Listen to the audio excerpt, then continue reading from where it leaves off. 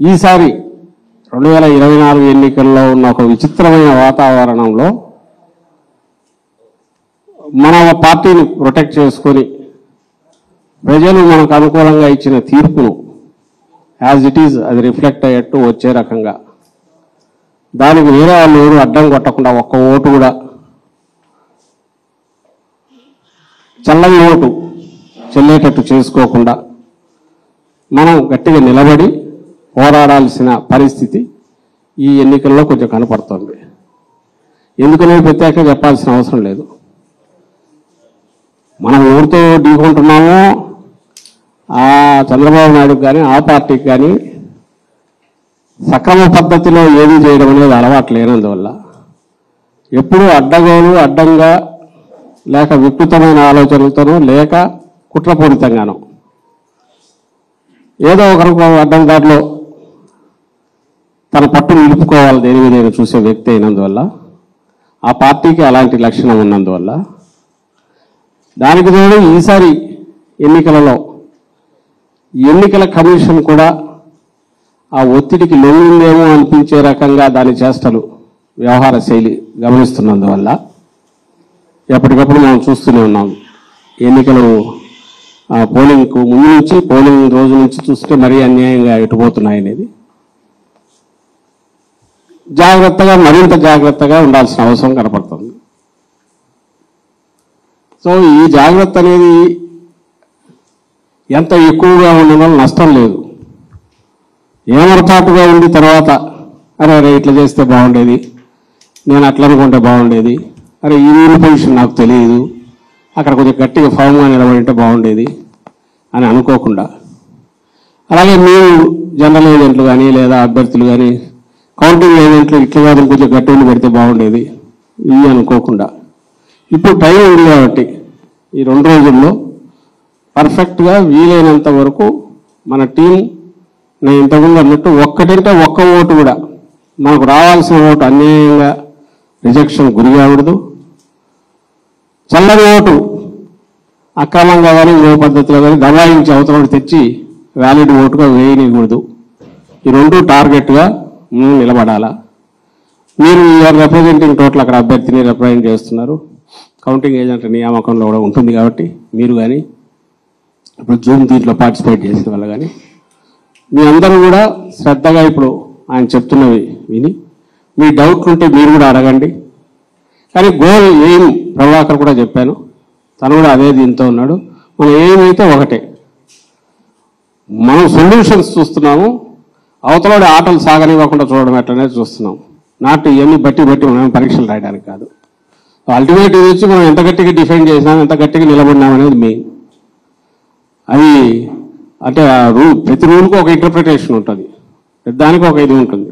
దాంట్లో ఏ వైపు మనం నిలబడతామంటే మన అభ్యర్థి వైపు నిలబడతాం, ఫైట్ చేస్తాం, ఆర్గ్యుమెంట్ గట్టిగా పెడతాం.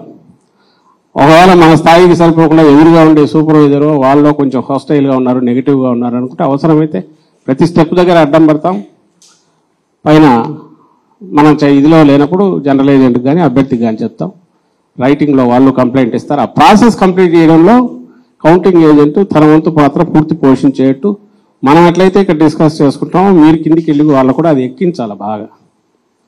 ఒక పొరపాటున మనం ఒకటి ఆర్గ్యూ చేసినా పర్లా, కాదేమో రూల్ కాదేమో మనకెందుకని వెనక్కు తగ్గేవాడైతే వద్దు మనకు. అందులో ఎందుకంటున్నానంటే అవతల ధర్మయుద్ధం చేసేవారు కాదు మన ప్రత్యర్థి, వాళ్ళకి తెలిసిన విద్య అడ్డంగా కొట్టడం, అది గమనిస్తూనే ఉన్నాం. అది ఈసీ కావచ్చు, ఇంకోటి కావచ్చు, వాళ్ళు ఒకసారి అనుకుంటే ఎట్లా కొడుతూ పోతుంటారు అనేది వాళ్ళ మనం కంటిన్యూస్ ఫేస్ చేస్తున్నాం. మాకంటే ఫీల్డ్లో మీరు ఎక్కువ ఫేస్ చేస్తుంటారు కాబట్టి దయచేసి ప్రతిదీ మా టార్గెట్ మనం ఇది అనే దృష్టిలో పెట్టుకొని దానికి తగినట్టు తెలుసుకోండి. అవతల వాడు ఏదన్నా తను అనుకున్నట్టు అడ్డంగా చేయకుండా అడ్డం కొట్టడం నాకు కావాలి, ఏమేమి ఉన్నాయో రూల్ పొజిషన్ దాన్ని చూసుకోవడం. మనది ఒకటి చల్లనోటుగా ఇది చేసే పరిస్థితి రాకుండా అడ్డం పడాలి, ఏమేం చేయొచ్చో దానికి మనకు కావాలి. ఇదే మనకు అంతే తప్ప రూల్ ఎట్లుంది కాబట్టి దాని ప్రకారం మనం పోదాం అనడానికి మనం కూర్చోాలా. సో మనకు అనుకూలంగా అవతలోడు ఆటలు సాకుండా చేసేట్టు ఆ రూల్ని ఎట్లా ఇది చేసుకోవాలి, అవసరమైతే దాని వరకు ఎంతవరకు ఫైట్ చేయాలి అనేది మనం నేర్చుకుందాం. మనకు 9 పోలింగ్ స్టేషన్స్లో టోటల్గా మొత్తం రాష్ట్రంలో ఈవీఎం డ్యామేజ్ చేయడం జరిగింది. ఈవీఎం డ్యామేజ్ అంటే కొంతమంది బయట నుంచి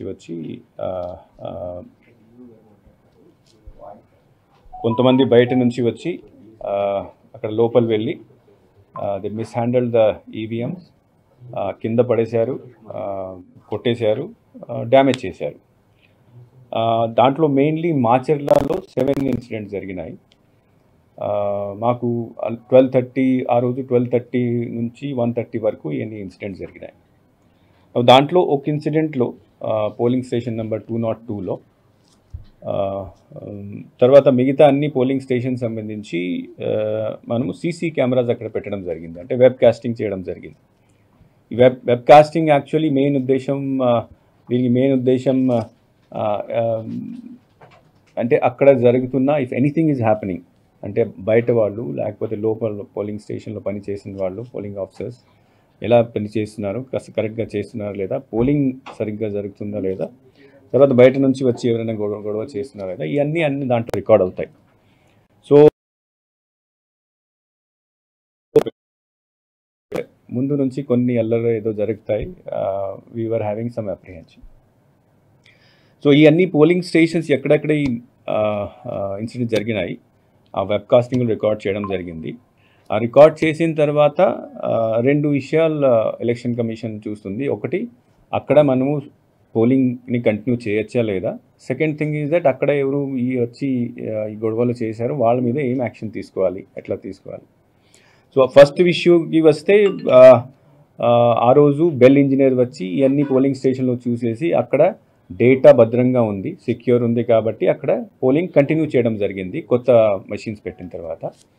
సెకండ్ ఇష్యూ, అక్కడ ఎవరు వచ్చి గొడవ చేశారో వాళ్ళ మీద యాక్షన్ కోసం నెక్స్ట్ డే ఇట్ సెల్ఫ్ మన దగ్గర ఉన్న వెబ్ కాస్టింగ్ని ఇన్వెస్టిగేషన్ కోసం పోలీస్కి హ్యాండ్ ఓవర్ చేయడం జరిగింది. పోలీస్ కూడా దీని తర్వాత ఇన్వెస్టిగేషన్ స్టార్ట్ చేయడం జరిగింది. నా ఈ మధ్యలో సిట్ వచ్చింది. ఆ సిట్ వచ్చిన తర్వాత సిట్కి కూడా అన్ని నివేదికలు వాళ్ళు ఇచ్చారు. 20th of this one 20th మేని సబ్ ఇన్స్పెక్టర్ రెంట్ చింతాల ఆయన కోర్టులో మెమో దాఖలు చేయడం జరిగింది. ఆ మెమోలో హీ హ్యాస్ మెన్షన్ దట్